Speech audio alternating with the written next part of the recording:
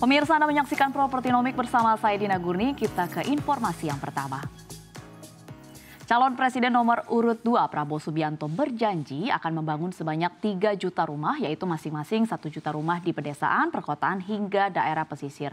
Langkah tersebut diharapkan bisa mengurangi backlog Indonesia yang saat ini masih cukup tinggi. Janji pembangunan rumah ini termasuk ke dalam salah satu rencana besar yang dia usung bersama dengan pasangannya Gibran Rakabuming Raka yang diberi nama Strategi Transformasi Bangsa. Sementara itu backlog merupakan istilah yang merujuk kepada jumlah rumah atau unit perumahan yang belum selesai dibangun atau belum tersedia untuk dihuni. Semakin banyak backlog maka akan menyebabkan banyak orang kekurangan rumah. Sementara itu Direktur Utama BTN Nixon Napitupulu mengungkapkan perlu ada skema baru dalam pemberian subsidi perumahan agar target yang dicanangkan benar-benar terwujud. Pemirsa, pembiayaan 3 juta rumah perlu didiskusikan secara matang-matang. Salah satu aspek yang tengah dibahas adalah perihal pembiayaan program 3 juta rumah tersebut diharapkan tidak membebani anggaran pendapatan dan belanja negara atau APBN. Prabowo buat program 3 juta rumah, soal pembiayaan ini perlu diperhatikan. Ini akan menjadi tema pembahasan dalam dialog Propertinomik kita kali ini, dan untuk membahas hal ini kita akan berdialog bersama dengan sejumlah narasumber pilihan, yakni Bapak Joko Suranto selaku Ketua Umum DPP Real Estate Indonesia, lalu Direktur Konsumer Bank Tabungan Negara atau BTN Bapak Hirwandi Gafar, dan juga Ibu Etika Karyani Suwondo selaku Direktur Riset Core Indonesia. Terima kasih sudah meluangkan waktu untuk kami bersama kami secara langsung di studio CNBC Indonesia. Mungkin pertanyaan pertama untuk Pak Joko terlebih dahulu. Kita tahu begitu, industri properti saat ini memang sudah menyumbang sekitar 14 hingga 16% terhadap PDB nasional, kemudian 9% menyumbang ke APBN juga, serta pendapatan asli daerah masing-masingnya begitu, bahkan sampai level 50 hingga 40%. Kalau dilihat dari data ini sebenarnya kan memang kita lihat adalah porsi yang besar. Tapi sebenarnya konsentrasi pemerintah untuk membuat industri perumahan ini menjadi prioritas sudah seperti apa kalau Anda melihat? Silakan Pak Joko. Terima kasih. Mohon maaf lahir batin dahulu. Properti atau industri perumahan di dalam satu dasawarsa ini diperlakukan mendapatkan akomodasi yang belum sesuai dengan proporsinya. Ini kita lihat dari angka di 2010 itu backlognya adalah 13,5 juta, kemudian sampai 2020 menjadi 12,7 juta. Artinya dalam satu dasawarsa ini backlog yang turunnya itu kurang dari 10%. 12,7 itu berarti ada hampir 20% kepala keluarga itu belum mempunyai rumah. Padahal rumah layak huni atau hunian yang layak itu adalah salah satu indikator kesejahteraan masyarakat kita. Nah, terkait dengan posisi ini, kita tahu bahwa tadi disebutkan PDB yang dikontribusikan dari industri properti itu adalah 14%, kemudian APBN 9%, PAD 35-50%, dan serapan tenaga kerjanya adalah 14-17 juta. Itu adalah sebuah kontribusi yang besar. Namun kita tahu PDB yang diberikan properti di Indonesia ini masih kalah dari PDB yang diberikan properti di Malaysia, Thailand, bahkan Filipina. Nah, kami dari RE mengusulkan paradigma baru Propertinomik, di mana dengan pendekatan industri properti sebagai pengungkit ekonomi. Dan saat ini kami sedang melakukan riset bagaimana sebenarnya kontribusi properti ini sehingga bisa memberikan dan diakui sebagai pengungkit ekonomi. Dari data yang ada, tadi kita menyimpulkan bahwa properti ini adalah big giant, jadi raksasa yang sedang ditidurkan. Dan kita tahu kenapa saya sebut seperti itu, karena industri properti ini adalah industri padat karya. Backbone-nya adalah 185 industri.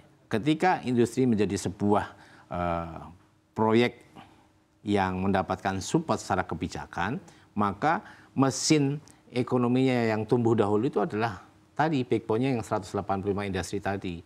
Itu berarti ekonominya sudah panas, sudah tumbuh, kemudian pendapatannya juga sudah tumbuh juga terhadap mereka-mereka yang belum memiliki rumah. Artinya dari situ baru pertumbuhan perumahannya.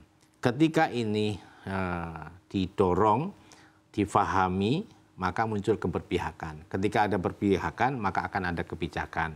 Kami melihat apa yang sudah disampaikan pasangan Prabowo Gibran di dalam program kerjanya, dan kebetulan kami adalah bagian dari yang mensupport itu. Kami sudah bertemu dengan calon presiden Prabowo Subianto itu 3 kali. Beliau sangat komit dan confirm bahwa industri perumahan ini adalah menjadi program penting dan pada saatnya ini akan menjadi sebuah proyek strategis nasional. Dan kemarin kita mendengar ada industri properti atau kawasan properti yang menjadi proyek PSN. Semoga pada saatnya PSN-nya adalah properti nasional, sehingga itu bisa lebih berdampak banyak kepada masyarakat.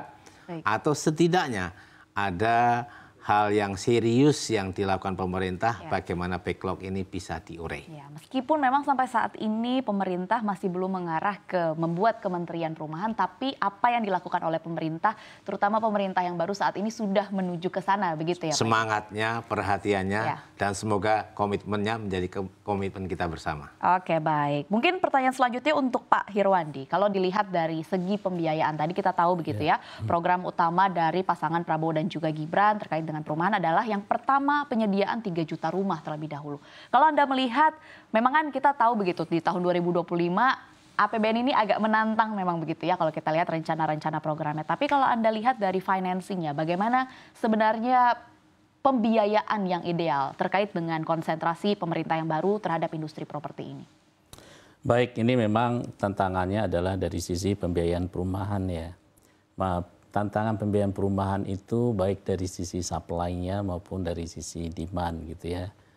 Saat ini kita mungkin konsentrasinya hanya dari sisi demand gitu, padahal dari sisi supply juga perlu untuk kita perhatikan. Nah, dari sisi supply, Bank BTN sendiri sudah menyediakan sebenarnya pembiayaan untuk bagaimana satu adalah ketersediaan untuk pembiayaan lahan. Kemudian yang kedua adalah untuk membangun dari sisi pembangunan rumahnya sendiri. Nah, kemudian juga dari sisi ekosistem dari supply-nya sendiri itu kita support untuk pembiayaan. Nah, dari sisi demand ini juga sangat menarik. Pertama adalah bahwa masyarakat tersebut juga sangat beragam ya. Ada masyarakat itu yang berpenghasilan masyarakat rendah. Ada yang masyarakat berpenghasilan tanggung, kemudian juga ada masyarakat yang menengah ke atas. Betul. Nah, tentu pendekatannya ini kita lakukan sesuai dengan tingkat ataupun keekonomiannya dia. Nah, misalnya masyarakat berpenghasilan rendah. Nah, pemerintah dalam hal ini sangat bagus sekali ada yang namanya KPR subsidi. Nah, tentu dalam hal ini KPR subsidi yang ada saat ini adalah KPR FLPP, di mana jangka waktu kreditnya cukup panjang sampai 20 tahun dan masa subsidinya juga selama jangka waktu kredit yaitu sampai dengan 20 tahun gitu ya. Nah, untuk masyarakat yang di atas dari subsidi tetapi dia sebenarnya untuk ngambil komersial dia juga belum mampu. Nah, ini mungkin yang perlu kita perhatikan ke depan dan kita buatkan skemanya juga. Nah, ini bagian dari hal-hal yang kami bahas di dalam ekosistem pembiayaan perumahan bersama-sama dengan Kementerian Keuangan, Kementerian PUPR, dan juga dengan BP Tapera bersama-sama juga dengan PT SMF. Nah, bagaimana masyarakat yang berada di kelompok ini bisa juga kita berikan pembiayaan sesuai dengan kemampuannya dia. Nah, kemudian kalau dilihat dari strata ataupun usia, ini juga menarik juga untuk kita lihat. Misalnya kelompok Gen Z. Ya, Gen Z ini lebih muda lagi daripada milenial gitu. Betul. Ya. Mungkin ada beranggapan bahwa Gen Z ini tidak menarik untuk investasi di perumahan. Tapi sebenarnya kalau kita lihat ada sebagian Gen Z ini juga justru dia worry kalau tidak punya rumah saat ini. Karena apa? Karena dia sudah mulai melihat nih ya generasi di atasnya yang sebetulnya tidak begitu tertarik tadinya dengan rumah ataupun properti. Dia lihat mereka agak kesulitan di dalam memiliki rumah. Sehingga berkaca itu mereka justru bagaimana dia bisa memiliki rumah. Nah ini juga kita membuat skema pembiayaan perumahan untuk kelompok ini, Gen Z maupun untuk milenial. Dan kemudian juga ada kelompok yang namanya informal, ya, di mana kelompok ini sulit untuk mendapatkan KPR. Nah kita bersama-sama dengan BP Tapra membuat skema khusus untuk sektor informal ini supaya dia bisa kita berikan juga KPR.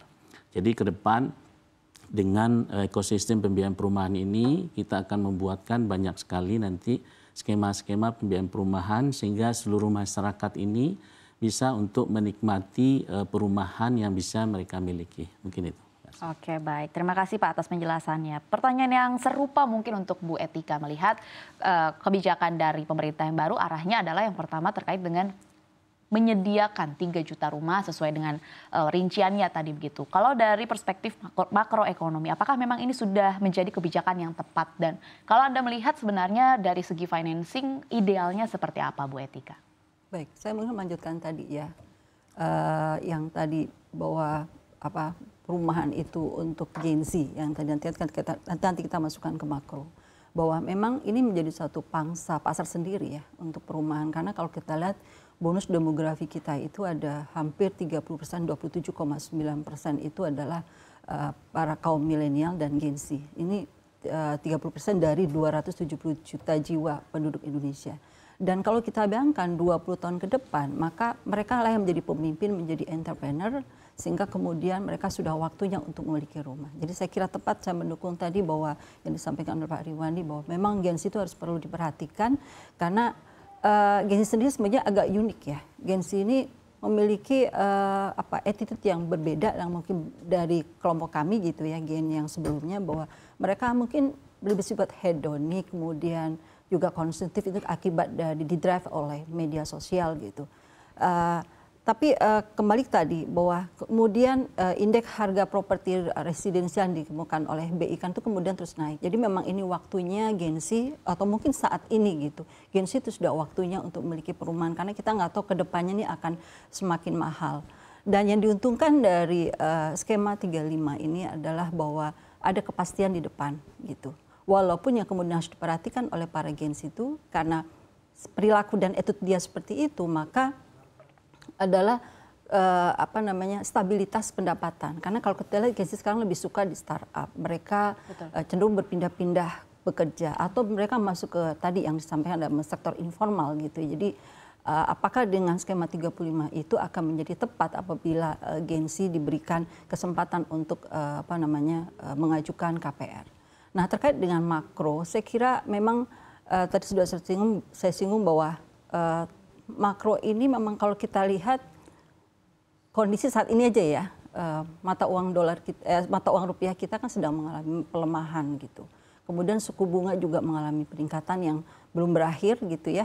Kemudian The Fed itu rencananya baru menurunkan setelah bulan Juni sampai bulan September. Ditunda. ini jadi satu tantangan sendiri Bu, terutama buat industri perbankan dan properti sendiri, karena dengan tingkat suku bunga naik potensi kemudian harga barang naik, kemudian nanti juga harga properti juga naik, kemudian dari si perbankan juga bagaimana dia bisa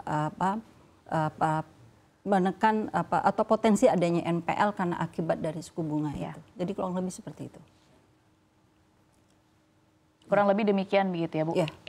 Terutama terkait dengan profil dari masyarakat Indonesia sendiri yang tadi Anda sebutkan begitu di Gen Z ini memang, dan bisa dikatakan secara persentase memang angkanya yang paling besar saat ini, seperti itu ya Bu Etik. Yeah. Ada potensi market yang memang cukup luas sehingga ini menjadi target memang bagi pemerintah untuk mereka bisa masuk ke KPR saat ini. Oke, baik. Pertanyaan saya selanjutnya kembali ke Pak Joko begitu. Kalau kita lihat secara data di tahun 2035 diprediksi bahwa penduduk perkotaan ini mencapai 66%. Ini artinya akan semakin banyak begitu ya. Tetapi harga tanah di perkotaan semakin tidak terkendali, sedangkan pendapatan pekerja juga masih terbatas dan tentu saja juga berpengaruh begitu terhadap industri dari pengusaha properti ini sendiri. Kalau Pak Joko sendiri melihatnya seperti apa dari prediksi pergeseran masyarakat, cara hidup masyarakat dan juga jumlahnya berkaitan dengan potensi dari industri properti ini sendiri? Permasalahan perumahan ini memang akan menjadi masalah yang berat dan akan terakumulasi terus. Karena apa?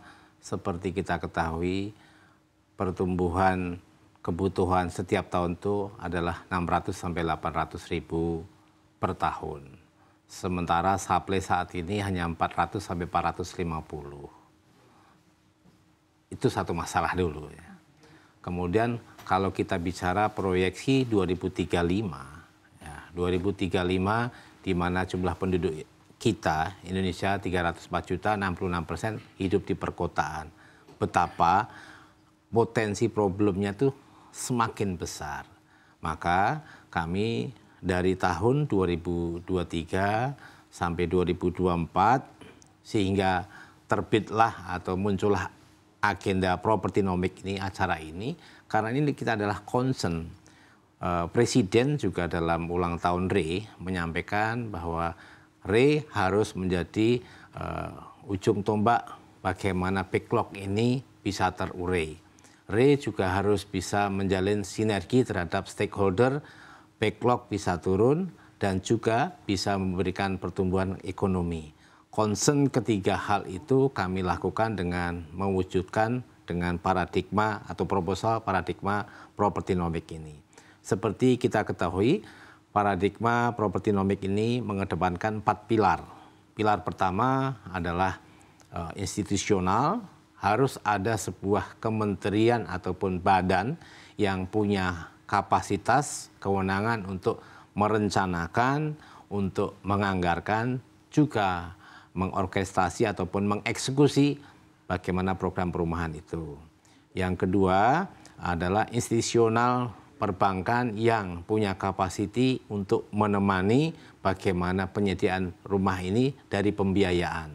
Kita sudah punya partner Bank BTN, terima kasih Pak Irwandi selama ini.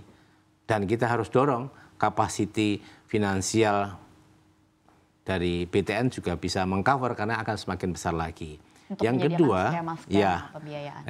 Pilar kedua adalah dari sisi penganggaran, seperti yang menjadi topik hari ini. Kita tahu anggaran properti yang berupa subsidi ini saat ini hanya 0,4 dari APBN. Kalau kita lihat anggaran dari Kemenpo Pera, maka tidak lebih dari 10%. Berarti apa? Sebenarnya ini harus bisa ditingkatkan karena di negara lain tuh bisa di atas 2,5, bahkan ada yang 4%. Oke, berarti ini harus kita dorong, makanya dengan program 3 juta ini harus pasti akan naik secara gradual pastinya. Yang ketiga adalah dari sisi kebijakan. Seperti kita ketahui, kebijakan yang berkaitan dengan perizinan, berkaitan dengan perumahan ini saat ini ada di 6 kementerian. Bahkan yang mengatur perumahan aja semakin tersebar badan-badan ini. Jadi tidak konsentrasi. Nah, gitu, Pak. padahal masalah utama di kita itu adalah koordinasi. Bayangkan kalau sebuah industri besar, sebuah kepentingan nasional yang sangat besar seperti properti ini, tahun kemarin 2023 yang disampaikan Pak Bahlil bahwa investasi dalam negeri dari properti itu adalah 115 triliun.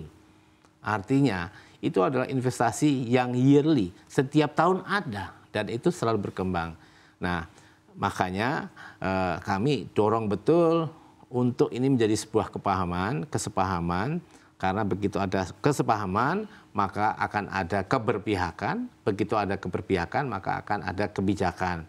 Nah, yang terakhir, kita alhamdulillah ucapkan selamat kepada kawan-kawan kita dari PIK dan BSD yang sudah menjadi program strategis nasional, dan di proposal Propertinomic yang sudah kami serahkan kepada Pak Prabowo, itu juga mendorong, meyakinkan pemerintah properti harus menjadi program strategis nasional.